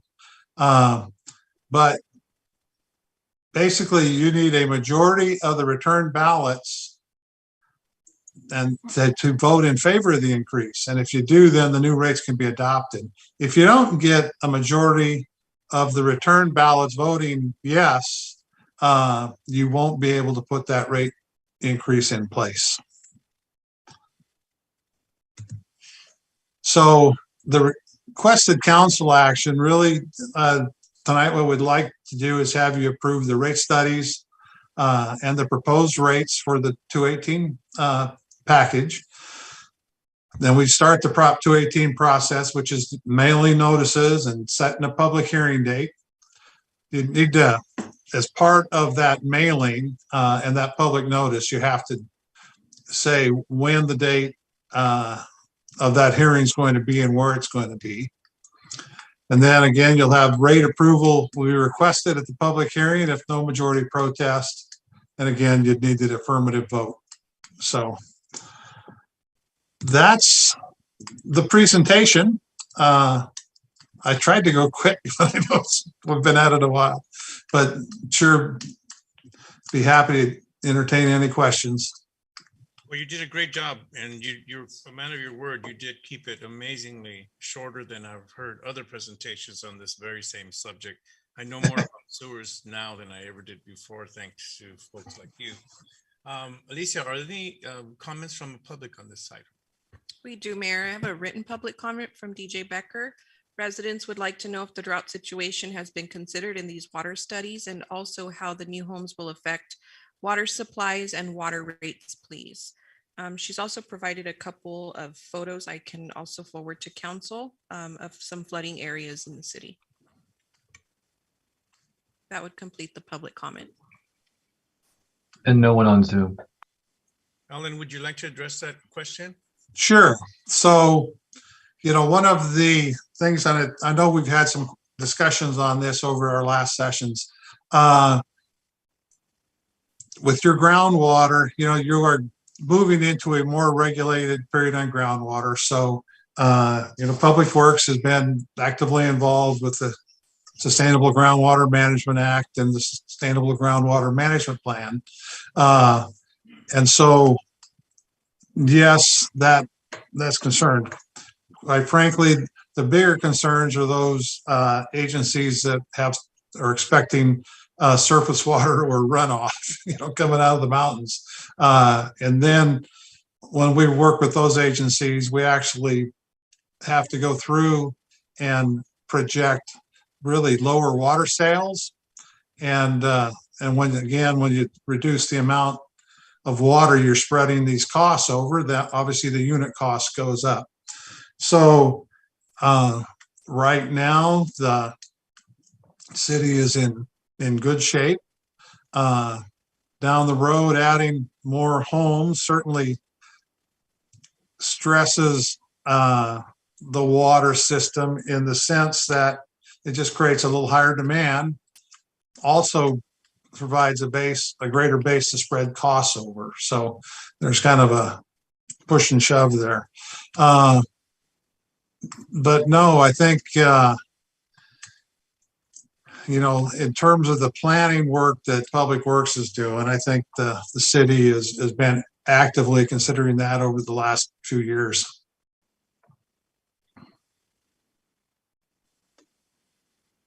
Is that it for a public comment, Alicia? Yes. How about you, Mark? No one on Zoom. Thank you very much. I'll now bring it back to my colleagues for discussions or questions. Councilmember Rodriguez. Yes, thank you, Mayor Garcia. Alan, I remember the last time we had this this workshop regarding the rates. You had a slide that showed us the overall utilities charge for our city of Madera in comparison to other cities. Do you happen to have that with you by any chance? And what I want to point out is just where Madera sits in its competitiveness with other cities that have similar studies or similar, utility charges. So we showed, I can go back to sharing my screen. I had a slide in there for water and sewer. And we were kind of right in the middle. But if you'd like, I can share my screen again if you want to look at those again. And this was showing this is the full amount after all utility charges in comparison to other cities, correct? No, so what I had it individually, I had water by itself. I had the sewer by itself. I wasn't sure if you had provided that. I could have sworn I seen where we stand as far as after you allocate all those charges in comparison to other cities. Yeah, no, I didn't have a total on that one. And part of the reason you got to be careful with some of that is we have to generate rates to cover our costs. And I do remember making the comment, and I still stand by the comment. There's nothing in the rates here that are going to put Madera at a disadvantage for, bringing in new businesses or anything. In fact, the fact that you're on groundwater and have water that's really more certain than others is probably a good thing right now. So, but when we compare it to the others, it's hard to say what shape the system is. And so unless you do a real detailed study that says these are the discharge requirements they have for the wastewater system, this is where they get their water, so it makes it tough. No, that's fine. I just wanted to make a comment in that, I know rates since we've had the last water study, and correct me if I'm wrong, back in 2015, Reftilis had provided a rate study also. And back then, I think the water rates were at $28 at the time. And that's kind of to the current rates. I think that's a 90% increase. And one can say it's just due to the fact that a lot of that was deferred, and don't know if the can was kicked down the road. Obviously with debt service and growing costs, whether it's maintenance and operations and what have you. I know that the rates have not been changed for a long time, but overall, I think, adding those rates and increasing them over the years have brought us to where I think we now can manage that debt service, manage the expenses. And one can say, like you said, we're not at a disadvantage compared to other cities. And the biggest outliers, of course, are going to be your your water rates, and then with the latest AB 1383, your waste management. But other than that, I mean, I think we're pretty competitive in that we don't discourage any business or residents from coming into Madeira. We just have to keep up with the debt service and or expenses to keep our all our utilities and enterprise funds, in good shape. So I do want to thank NBS and thank you for the presentation. I thought that was very detailed. So thank you for everything there. And again, I just wanted to highlight where we stand in comparison to other cities and that we're not far out, but rather in the middle. So thank you. Thank you. Any further comments from my colleagues? Then we will move on to under item D1. I want my colleagues to adopt the resolution or not. And just to clarify, the resolution basically does what Mr. High Street noted would be the next steps. Accepting the report, the proposed fees, and authorizing staff to commence a Prop 218 process and setting a public hearing for June 15th of this year. And the notices will be quite challenging. We'll have to work real carefully to make sure we start on them right away, Mr. High Street, because there's lots of rates and lots of detail that needs to be included. So please start working on them and send them as soon as possible. You got your marching orders. Absolutely. From my colleagues. Mayor moved to approve D1. I'll second. Motion by Councilmember Montes to adopt D1, item D1, second by Mr. Councilmember Rodriguez. Alicia, would you call the roll, please? Councilmember Gallegos? Yes. Councilmember Rodriguez? Yes. Councilmember Montes? Yes. Mayor Pro Tem Evans? Yes. Councilmember Mejia? Yes. Councilmember Villegas? Yes. And Mayor Garcia? Yes. Motion passes unanimously. Thank you very much, Alan, for you and your crew for doing all the work and our staff, of course, assisting. We look forward to hearing from you again in the very near future. So June 15th sounds like. Sounds good. Thank you. Excuse me, there is something in the resolution that maybe wasn't noticed. It requires at least one workshop during the 45-day period. So I just wanted to underscore that as well. So that'll be Mr. Rodriguez's responsibility.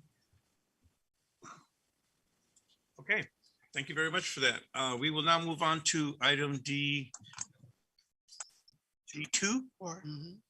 amending the municipal code to remove the superseded section relating to the appointment process for members of the Civil Service Commission. I believe, Wendy, you have this item? Yes, I do, sir. And I believe you can see the screen, correct? That's correct. All right. So this is basically a cleanup item is what we're requesting. So council may recall going back a few months, there's a code section specific to the Civil Service Commission, which included an appointment process. But more recently, council introduced and adopted an ordinance that has become effective that provides for the appointment process for all city boards, commissions, and committees. So we're recommending removal of the language that no longer applies, just for clarification purposes, because it's no longer applicable. So the requested action this evening is to waive further reading and introduce the ordinance amending that section of the municipal code related to civil service. I can answer any questions if someone has one. Thank you very much, Wendy. Alicia, do we have any members of the public wanting to chime in on this item? No written public comment, Mayor. And no one on Zoom. Thank you, Mark. I'll bring it back to colleagues for any comment. Councilwoman Gallegos. Yes, Wendy, question, if we are just changing language, does that mean that we have to bring it back 30 days to make it, or are we good? There'll be, please correct me if I'm wrong, City Attorney, there'll be a second reading and then it becomes effective 30 days later. Okay, thank you. Any further comments? I'll entertain a motion. So move to approve D2 as presented. Second. Motion to approve item D2 by Councilwoman Gallegos, seconded by Councilmember Montes. Alicia, would you call the roll, please? Councilmember Gallegos. Yes. Councilmember Rodriguez, absent. Councilmember Montes, Yes. Mayor Pro Tem Evans, Yes. Councilmember Mejia, Yes. Councilmember Villegas, Yes. and Mayor Garcia. Yes. Motion passes with 6 yes votes and Councilmember Rodriguez absent. Thank you very much for that. We will now move on to item D3, Consultant Services Agreement with Blair Church and Flynn, Consulting Engineers for Design Services for Shoulder Paving and Sidewalks. I believe, Mr. Helmuth, you have this item? Thank you, Mr. Mayor. Actually, that will be Steve Betancourt. Steve? Good evening, Mayor and Madera City Council. Can you see the screen okay? Yes, sir. Yeah. Thank you. I'm Steve Betancourt. I'm Senior Civil Engineer with the Engineering Department. I'm here to do a presentation and request approval of a consultant services agreement with Blair Church and Flynn, BCF, for engineering and design services for shoulder paving and sidewalks. The city received the Congestion Mitigation Air Quality CMAQ funds for shoulder paving and sidewalks at 5 different locations in the city. The 5 projects are shoulder paving on Raymond Road from Cleveland Avenue northeast to the city limits, which is City Project R37. This is an area between the edge of pavement and the river. Then sidewalks and access ramp upgrades on Schnorr Avenue from Sunset Avenue to the Fresno River, which is City Project number R58. Shoulder paving and Story Road fronting, shoulder paving on Story Road fronting Sunrise Rotary Sports Complex, which is formerly Millview Park, which is City Project number R60. Then shoulder paving on Pecan Avenue at various locations from Pine Street all the way to Highway 99. This is City Project R67. And then sidewalks and access ramps on Austin and Delaval Avenues from East Lincoln to Rush Street, which is near Washington School at City Project R93. CMAQ funds, a condition of CMAQ funds is they are subject to use it or lose it under AB 1012. Delays in the project delivery could result in loss of Community Development Block Grant funds for the region. Here is an overview map of the 5 areas. I'll give you a second to look at those. I think it's in your report. In summary, we released an RFP in October of last year and immediately solicited 16 engineering firms in the area to provide engineering proposals, in addition to posting on the city's website and in the Madera Tribune. BCF was the only firm that submitted a proposal. After a thorough evaluation, BCF was selected based on the evaluation criteria stated in the RFP. The city has then negotiated an engineering design service contract with BCF for $264,750 for the design of all 5 projects. Staff recommends appropriating an additional $75,000 in fiscal year 2021-22 capital projects to fully fund the contract. The budgets initially established for these projects do not reflect the current market conditions for consulting engineering design services. There is no fiscal impact to the city's general fund for these projects. All funding is from CMAQ funds, Measure T environmental and enhancement funds, and local transportation funds, which are LTF funds. Funding for the construction and shoulder paving of the sidewalks is in fiscal year 22-23 by CMAQ funds and matching funds from LTF and Measure T. Staff is recommending adoption of a resolution approving a consultant service agreement with Blair Church and Flynn Consulting Engineers in the amount of $264,750 for engineering design services for shoulder paving on Raymond Road, City Project R37, Story Road, City Project R60, Pecan Avenue, City Project R67, and sidewalks on Schnorr Avenue, City Project R58, and Washington School area, and City Project R93.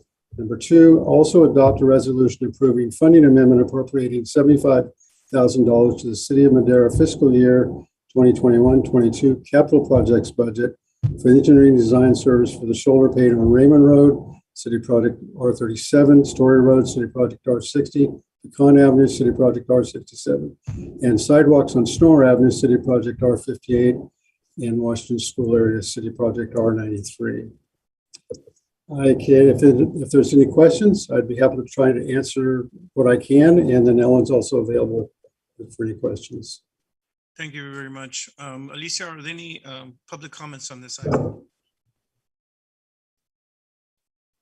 We've received no written public comment, Mayor. Thank you. And no one on Zoom. Thank you, Mark. I'll bring it back to my colleagues for discussion and questions.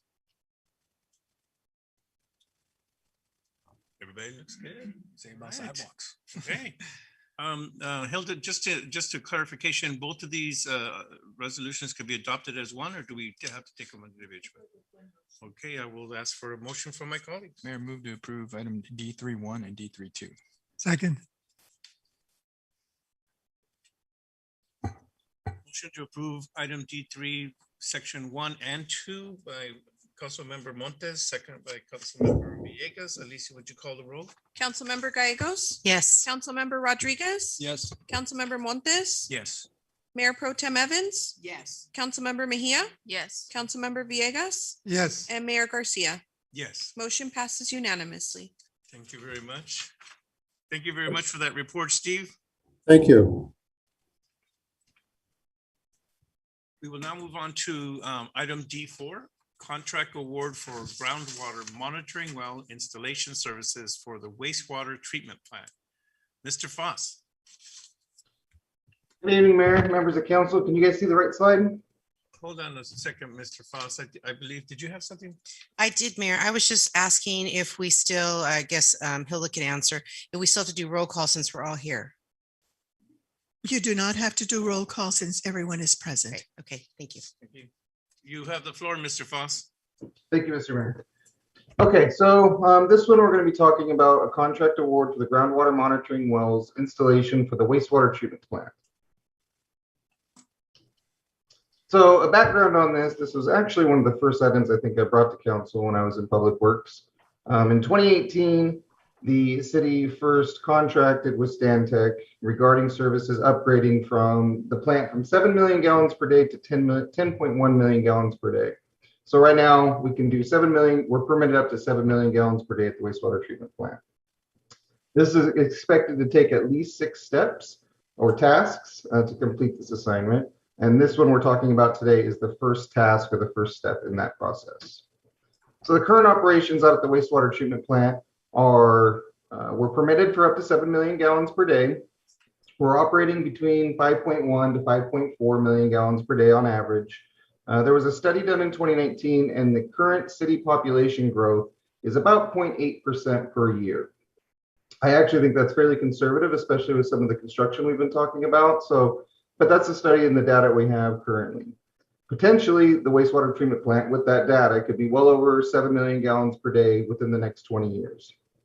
And that was from the study in 2019. So we've actually lost 3 of those years. The overall process can be exceptionally expensive to get up to 10 million gallons per day. So it's wise to plan far in advance like we have and start this process early. So continuing on the background information, we in 2019 submitted a report of waste discharge to officially begin the renewal process and get us up to 10 million gallons per day. The regional board responded and they requested several tasks be completed, which is what we contracted with Stantec for, to get the flows above 7 million gallons per day. And some of the things that they requested is impacts of the wastewater treatment plant to the groundwater, water balance to determine if the ponds have enough capacity. They talk about a 100-year storm, and what that means is that the worst storm we could experience in 100 years is the ponds able to handle that, and the capacity assessment of the wastewater treatment plant itself. So task 1, which we're talking about today, we have 8 groundwater monitoring wells out at wastewater treatment plant. 7 of those groundwater monitoring wells are dry, and they've been non-operational since 2015. Largely due, of course, to the drought. Most of them are at about 275 feet, which is right where the water level is. Developing a strategy to repair or reconstruct those groundwater monitoring wells is what Stantec is doing for us. And once it's been approved and developed, the plan, it'll be submitted to the regional board for approval. It has already been submitted and we're expecting approval shortly.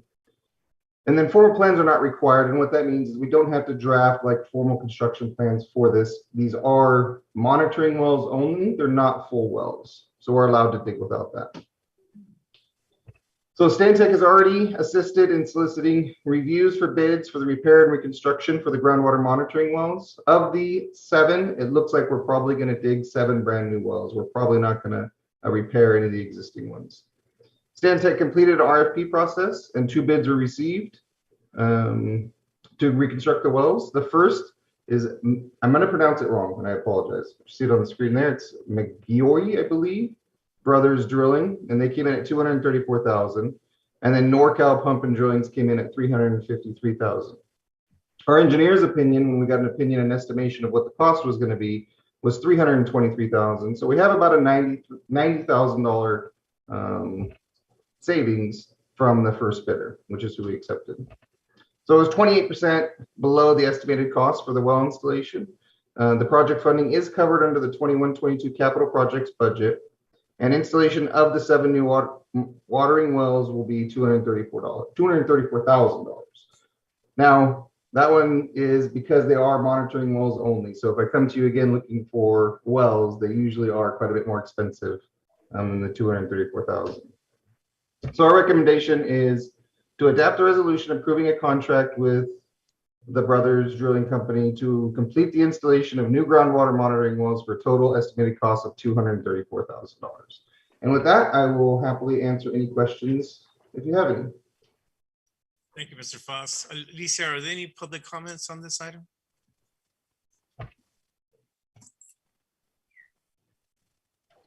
We have no written public comment, Mayor. Thank you. And no one on Zoom. Thank you. Thank you. Bring it back to my colleagues for discussion.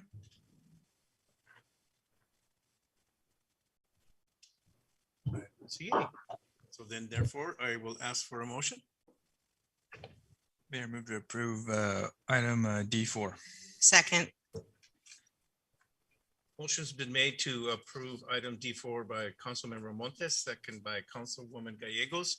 All those in favor say aye. Aye. Aye. Any opposed? Motion is unanimous, approved. Thank you, everybody. Thank you, Mr. Foss, for your report. Thank you and your staff. We will move on to item E. There are no administrative reports. We will move on to item F, council member reports, announcements, and future agenda items. This portion of the meeting is reserved for the mayor and council members to make brief reports on boards, committees, and other public agencies and at public events, to request updates, to initiate future agenda items, and to take action on matters initiated under this section of the agenda. Under this section, the council may take action only on items specifically agendized and which meet other requirements for action. Councilwoman Gallegos. Thank you, Mayor. I'd like to start off with thanking the community coming out to our ribbon cutting for Station 58 last Wednesday. It was a beautiful event. We had beautiful weather. I'd also like to do a shout out to our PD and our fire crew that were all there. It was just a group effort to make it just a wonderful event. The second thing was the Lions Club did their annual 100th anniversary 5K run. And just a shout out for Lieutenant Arnold's son, took first place in that race. So I just wanted to do a hoo-hoo off behalf of the city of Madera. Thank you. Thank you. Councilmember Rodriguez. Yes, thank you, Mayor. I too wanted to thank all those that attended the ribbon cutting for the fire station there. Gotta say that the tacos were really good. Other than that, it was a great event, great turnout. Good to see a lot of the community out there to support the fire station. Thank you, Chief Watson, for hosting the tours and everything else that you had going there. It was a great turnout. I did want to say, Hilda, maybe you can instruct me here, but item D2 did go before me and I did not make my vote, but I was in agreement for the record of item D2. With that, Mr. Mayor, that concludes my comments. Since you asked, technically it's not a vote, but now we know how you feel. Thank you. Councilmember Montes. That was pretty funny. Yeah, I also want to thank the community for coming out. I had a lot of fun as well. I know there was a lot of people there for the ribbon cutting, the station 58 people station. And I also want to shout out, I know we do this all the time. I know we had sidewalks project coming up in the next year, but we do have a lot of projects under construction off Stadium Road, past that every day. So I do want to thank all the staff for all the work you're doing, the improvements that you're making in the community, and everybody does appreciate that. So thank you. Those are my comments. Thank you. Mayor Pro Tem Evans. Yes, I just want to piggyback off of everyone as far as the ribbon cutting ceremony at the fire station, and also welcoming Boot Barn to Madeira for the ribbon cutting ceremony there. That was really quite nice as well. And as I said, I got my 4th vaccination, which is my 2nd booster. So I, advised and ask everyone to continue to follow the rules that are going on as far as the immunizations are concerned and the vaccinations. And I just say thank you, everyone. God bless and have a good evening. Councilmember Pia. No reports. Councilmember Villegas. Oh, nothing to report. I want to thank everybody for attending tonight. Thank you very much for a job well done to our staff. Thank you very much to all of you. And we will see you at our next meeting, which will be Wednesday, April the 20th, 2021, 22 rather. This meeting is adjourned.